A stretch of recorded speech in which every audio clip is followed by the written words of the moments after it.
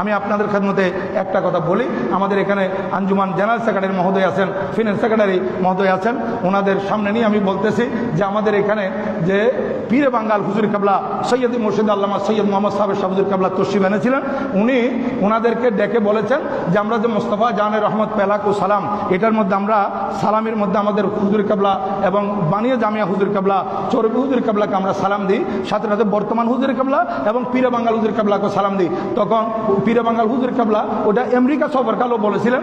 আর এখানে হুজুরের উপস্থিতিতে আমাদের জামিয়ার একজন স্বনামধন্য শিক্ষক উনি যখন সালাম দিলেন বর্তমান হুজুর কাবলা এবং পীরে বাঙ্গাল হুজুর কাবলাকে, হুজুর কাবলা একটু অসন্তুষ্ট প্রকাশ করেছেন এবং রুমে কামরার মধ্যে গিয়ে আমাদের সেক্রেটারি সাহেব, ফিনান্স সেক্রেটারি সাহেব আরও যারা যারা আছেন ওনাদের সামনে এটা স্পষ্টভাবে বলে দিয়েছেন যে আমরা তো এখনো বাহায়াত আছি, দুনিয়াতে বেঁচে আছি, আমাদের সালাম আমরা দুইজনের নামে সালাম দেওয়ার প্রয়োজন নাই। কারণ আমাদের নামে যদি সালাম দেওয়া হয় তো মানুষ বলবে যে ওনাদের ডোর ওনারা বাজাইতেছে, ওনাদের ডঙ্কা ওনারা বাজাইতেছে।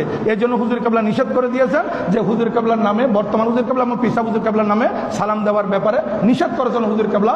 বলেছেন হুজুর কাবলা গৌসুদম আল্লামা সৈয়দ মোহাম্মদ তৈয়ব শাহ রহমতুল্লাহ আলাইহি পর্যন্ত সালামি দেওয়ার জন্য।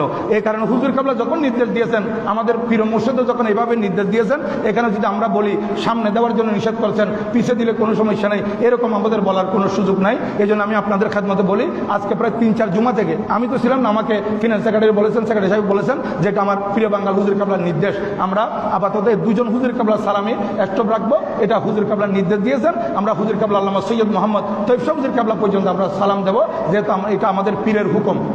এটা একটু খেয়াল রাখবেন, কারণ গত জুমার মধ্যে এই হুজুর কাবলার সালামের ব্যাপারে অনেকেই আমাকে বলেছেন, আমাদের সেক্রেটারি সাহেবকে বলেছেন এবং আরও এখানে যারা আছেন সবাই এক একজন এক এক কথা বলেছেন। এই জন্য আমি স্পষ্টভাবে আপনাদের খেদমতে এই কথাটা তুলে ধরলাম, এটার উপর আমল করবেন। যে সময় আমার হুজুর কাবলা থেকে আবার আমরা আদেশ পাবো তখন আমরা ইনশাল্লাহ আবার সালামি এইভাবে দেব।